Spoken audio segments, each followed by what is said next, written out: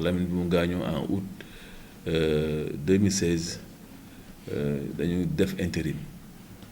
intérim boobu tamit presque toog na lu mat 3 ans ñetti at ak genn wàll yoo xamante ne renouvelé wuñu ko diggante boobu amoon na ci ay problème yu amoon ndax personnel bi mu ngi doon agité wu te loolu nekkoon na loo xamante ne indi na gàllankoor ci kër gi waaye bi yàlla defee quand même autorité yi yëg ko li ñu jëkk a def daal xam ne kër moom mënul ñàkk borom kër loolu moo tax ñoom ñu daal di jël ay taxawaay instruire le gouverneur de Dakar ne ko na convoquer l'assemblée ndax l'assemblée de la chambre de commerce est composée de 100 personnes muy téeméeri membres yoo xamante ne juróom-benn fukk yi ñooy titulaire ñoom ñoo am droit voter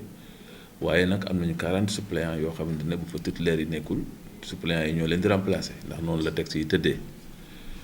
kon yàlla defee nag bi nga xamante ne jël nañu nag motukaay yi ba nga xamante ne convoqué nañu l'assemblée le 27 novembre bi passé ci lañu toog nag xoolaat bi ñu toogee xool yàlla def ñu dénk ma chambre bi ci dénkin woo xamante ne ñi ma ko doon àndal di ku ne bëgg ko ci taxawaay la ñu àndaat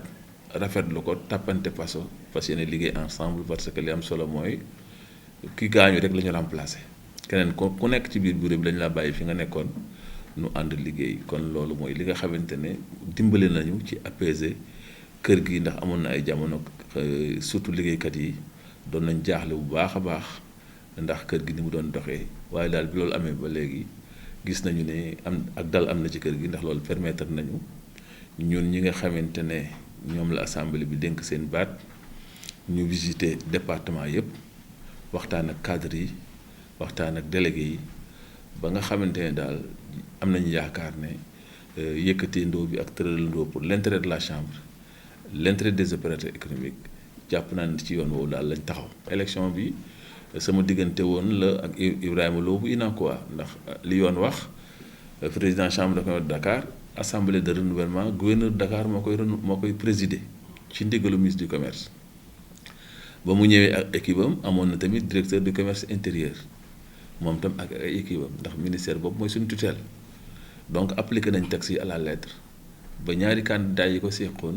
assemblée bi départagé na leen kon loolu moo tax ma wax ne topp nañ procédure bi ba nga xamante ne yem na fi mu war a yem.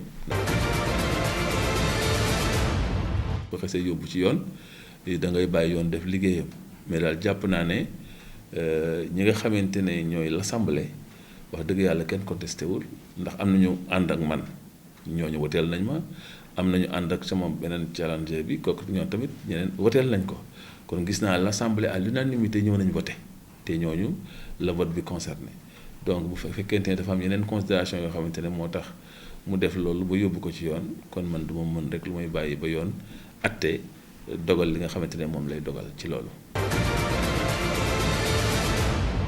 waaw taxawaay bi daal bi ci jëkk daal mooy li nga xamante ne ki nga xamante ne wutu naa ko fi bàyyi woon na ko fi am na ci loo xamante ne dañ ko war a yeggale gis nga kër gi ni mu mel ndax kër goo xamante ne ñu ngi ko sosoon depuis 1888 te yoon dafa wax ne mënoo koo def lu may rafetal waaye mënoo ko changer mënoo koo dindi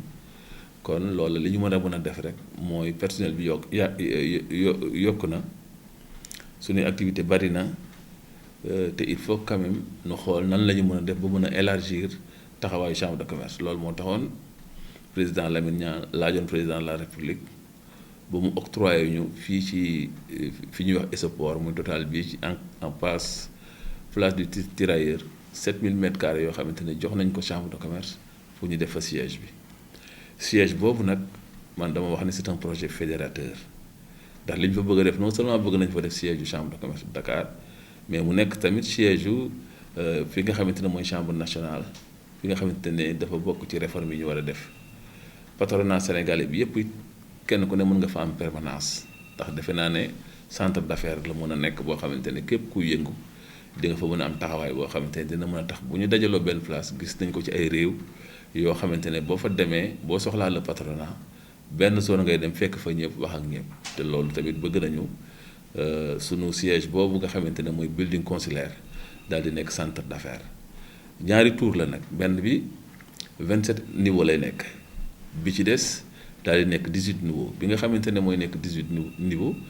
kooku dañ ko bëgg a def hôtel ci diggante bi tamit dina am benn mezzanine yoo boo xamante ne ci diggante ñaari tour yi la dañ ko bëgg a def benn clinique spécialisée xam nga Sénégal mot na ñaari at ci ginnaaw autorisé nañu quand même les techniciens ñi nga xamante ne mooy les praticiens de la santé ñu mën a def des opérations de greffe loolu lu bees la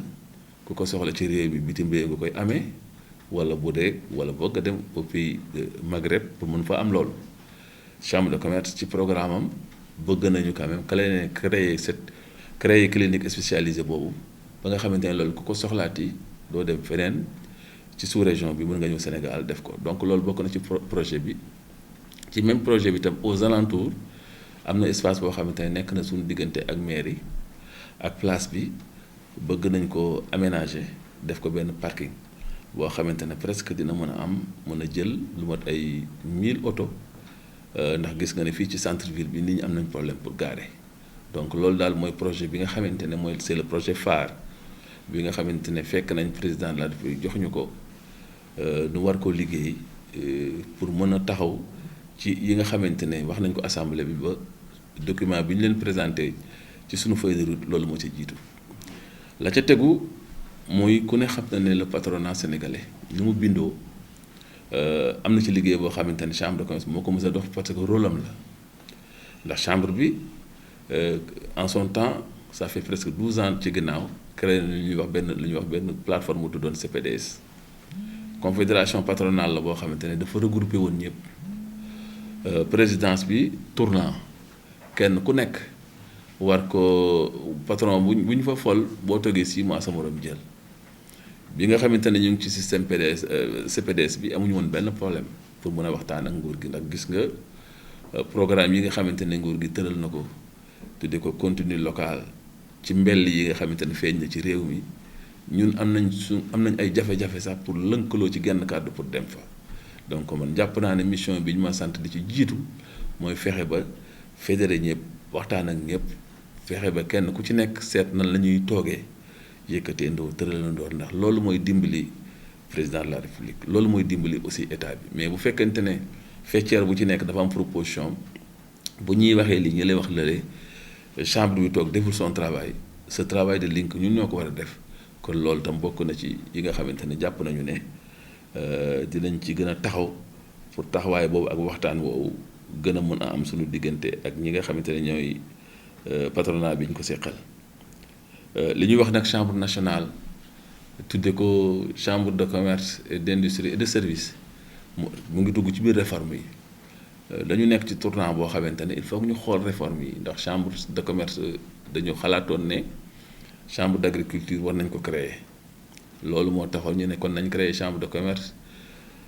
et d'industrie et de service am na sax ñuy wax ne war nañ ci sax boole artisanat ndax jàpp nañu ne foofa tamit yóbbaale bi bu ñu defee benn link bien que réforme mel noonu amoon na mais ñu bari ñu ngi xalaat sax ne war nañ ko mën a indiwaat ba mu nekk loo xamante ne ñun ñëpp chambre consulaire yëpp dañuy àndandoo yëkkateendoo tëralandoo en tout cas projet fédérateur bi nga xamante ne chambre de commerce dénk nañ ko te mu koy liggéey chambre consulaire yëpp fa am place. mën naa wax ne feuille de route bi yaatu na liñ ci yaakaar bari na yaakaar doomu aadama itam bari na dañu ñaan yàlla rek quand même kenn ku ci nekk xam ne le secteur privé sénégalais ñun ñoo ko bokk kenn ku nekk boo seetaanee sa morom fi mu war a egg du fa egg te on est au tournant ndax bu ñuy wax contenu local li ko waral dafa am lu feeñ ci réew mi loolu nag bu fekkente ne am na te ñun am na taxawaay boo xamante ne jàpp naa ne ku nekk dafa mu da nga nekk ci li nga nekk bu ñu ko defee retombées yi du bari état nag def na dara parce que mën na ci ressources naturelles yi wala moo signé benn contrat dina fexe ba Sénégal am lu mu am au départ muy 10% yi nga xamante ne moom la ñu jox Petrosen mais man jàpp naa ne ñaari mamel la war a nekk le secteur privé war nañ ko accompagner ci loolu ndax loolu mooy mën a tax mu bokk ndax bu ñu nee 10% yoo xamante ne dañ koy yóbbaale ci Petrosen mais war naa am 10% yoo xamante ne dañ koy yóbbaale pour le secteur privé sénégalais te loolu bu ñu ko xalaatul tabaxaluñ ko rek boole ñu ak ñi nga xamante ne ñooy bu dee trader yu mag yi la bu dee major yu mag yi la ñooñu ñëpp am nañu possibilité mën a def lu mel noonu mais yow boo yóbbaalewul sa secteur privé local ci pexe yu mel noonu à l'arrivée mën ngaa wax ne li nga bëggoon doo ko am ndax di nga am tiré benn côté mais boo mënee tiré benn côté mën a tiré bi ci des muy les deux mamelles li ma doon wax def naa loolu tamit xalaat ci dina baax te loolu ñu ngi koy demander quand même état bi dans le cadre de contenu local bi muy wax mu fexe ba au départ dans les décrets d'application secteur privé mun ci am place am. xam nga aussi am na ci leen loo xamante ne bu ca excès dañ ko war a waxtaanee ndax li ñuy wax vérité des prix boo ko deful tamit mun na le cas de la boulangerie mu ngi nii ndax bu fekkente ne dañuy wax ne baguette pain bi ñoom techniciens yi xalaat nañ ne bëgguñu mu passé fi mu toll ba fi mu nekk ñu ngi ko suude ci 150 francs loolu la baguette biy jaar mais 150 francs ci ban mesure ci ban nattukaay lañ ko natt ndax 275 wala 250 du 1 kilo donc 250 grammes 250 grammes la bu ñu bëggee jaay 250 grammes tuddee ko 1 kilo mais ñooñu dañ leen wax ne d'accord nañ ils sont prêts pour que ñu xool li nga xamante ne mooy saagu farine bi comme que ay 18 000 yooyu la doon jar te jàpp nañu ne fii mu nekk nii ba ñuy def structure de prix boobu tollootul foofu yokk na bu ñu ko bàyyiwul mu egg fa mu war a egg ñu def vérité de prix ci loolu parce que ragal nañu xëy na population yi wala yooyu mais produit bi nga xamante ne moom la ñuy jox population yi du nekk produit de qualité kon loola nit ñi dinañ ko def mais nag nit ñi passé nañ léegi loolu ndax nit ñi dañu dem ba mënatul gis nga boulangerie yi bari ñu ngi tëj parce que situation yi ni mu demee la kon de ce côté exemple rek laa joxe mais yaatu na ndax barki démb gis nga quand même grève bi gars yi grève 3 jours san ak presque ay 2 mois rek ci la war a toll tëj lépp li ko waraloon ay conteneurs yoo xamante ne ñëw nañ nit ñi war a dédouaner marchandises yi ñu indi ci waat yeneen façon taxe yoo xamante ne waa ji bi muy def structure de prix boolewu ko ca mu wóor ko ne bu dédouaner ci conditions yi bu ko génnee du ko mën a jaay ba nit ñi révolté def ay mouvement ba ñu toogaat lâcher un peu du lest pour permettre nit ñi waxtaan ce genre de problème defe naa ne chambre de commerce daal li mu war a taxaw te mu ngi koy taxaw mooy di déglu nit ñi ci seeni problème di ko yóbbu fi ñu ko war a yóbbu ñun nag du suñu taxawaay ñu dem ci presse bi wala di dóor ci taabal ji di wax leen li am solo te ñu sant ñu ko mooy jéem a jàppale pour ñu régler le problème waaye nag du jéem a taxaw ci tali bi di dénoncer ay wax yoo xamante ne njariñam ak efficacité am du nekk loo xamante ne l'opérateur économique dina ko gis en tout cas on est là pour pousser à régler les problèmes.